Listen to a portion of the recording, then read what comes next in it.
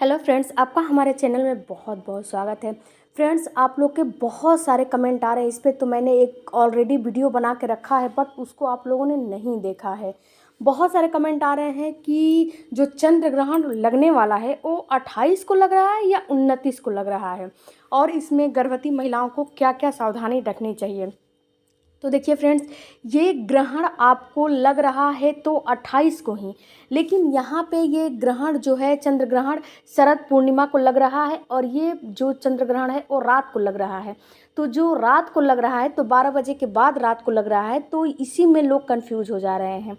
तो जब 12 बजे के रात हो जा रहा है तो 29 तारीख आ जा रही है, तो 28 तारीख को ही ये ग्रहण माना जाएगा। नहीं तो कितने लोगों को भ्रम हो जाएगा कि 29 तारीख को रात में लगेगा। नहीं, ये 28 तारीख को रात में लगने वाला है, 12 बजे के बाद ये लगेगा। ये ग्रहण 1:05 से शुरू होके और रात्रि 2:24 तक रहेगा। ये ग्रहण आपको भारत में भी दिखाई देगा। अगला जो ग्रहण था सूर्य ग्रहण, वो भारत में नहीं था, लेकिन ये ग्रहण आपको भारत में पूर्ण रूप से दिखाई देगा।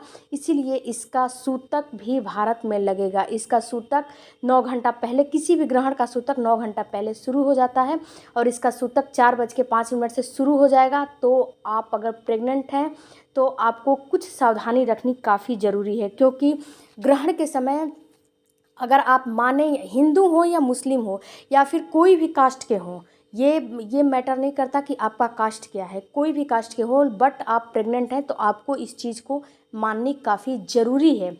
देखिए फ्रेंड्स, क्या होता है कि ग्रहण में अगर प्रेग्नेंट महिला अगर कोई भी चीज़ कर लेती है तो ये माना जाता है कि उसके शिशु पे असर पड़ता है। इसीलिए बोला जाता है कि प्रेग्नेंट महिला को भी सूतक से लेकर ग्रहण तक सावधानी बरतनी चाहिए।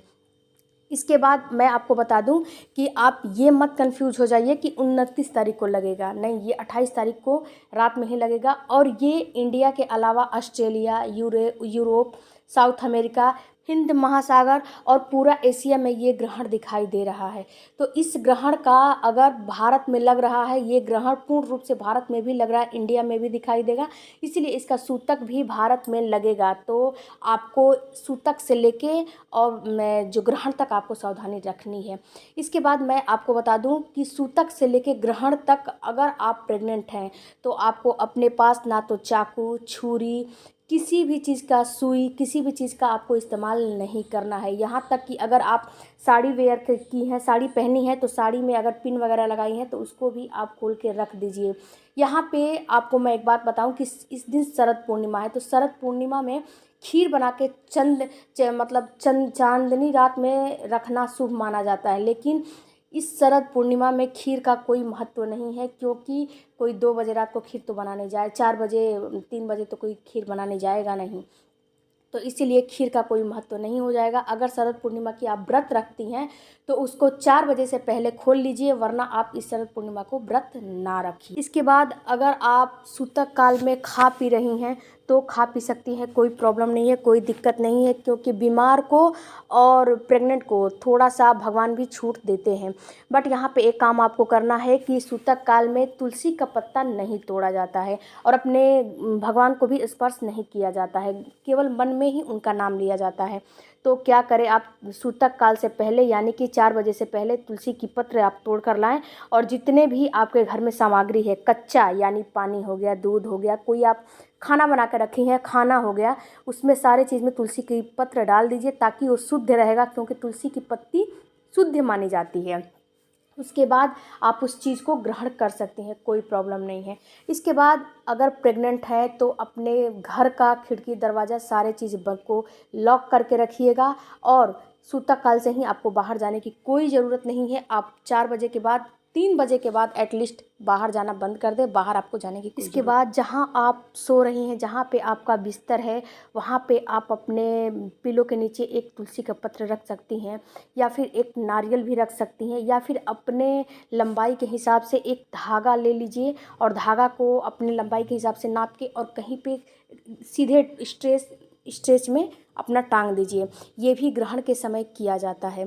फ्रेंड्स, इन सारे चीज़ों से आपके बच्चे पे नकारात्मक चीज़ें नहीं प्रभाव डालती हैं। इसके बाद ग्रहण के समय आप सो सकती हैं, कोई प्रॉब्लम नहीं है, क्योंकि ये रात में लग रहा है तो सबसे बड़ी काम यही है कि रात में लग रहा है तो आप सो ही रहिएगा। अगर आपको सुसु पोटी लगती भी है तो अगर आपका वॉशरूम बाहर है तो ना जाइए इन समयों में।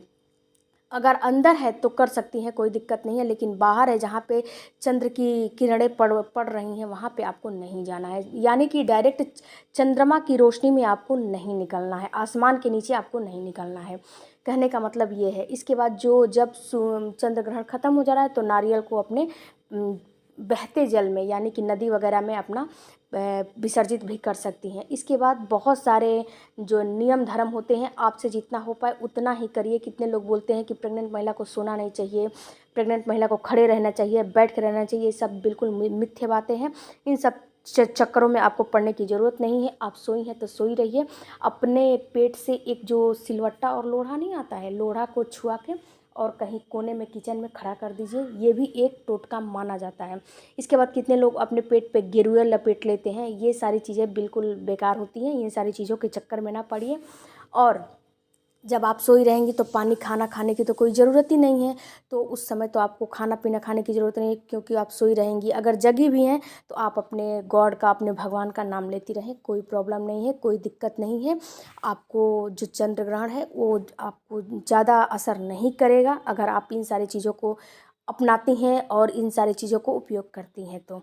इसके बाद सुबह उठ के अपना नहा वहा के अपना और थोड़ा सा अपने सामर्थ्य के हिसाब से दान पुण्य भी आपको करना चाहिए। इस समय ग्रहण के समय जब फ्रेश हो जाती हैं तो अपने सामर्थ्य के हिसाब से कुछ दान जो है मांगने वाले आते हैं उनको दे दीजिए। अब आपको कुछ नहीं करना है। आई होप कि सारी जानकारी आपको अच्छी लगी होगी और जितने भी आपके कमेंट थे उस सारे कमेंट का मैंने जवाब दिया होगा। मिलते हैं अगले वीडियो में। Thank you for watching. Bye bye, take care, धन्यवाद।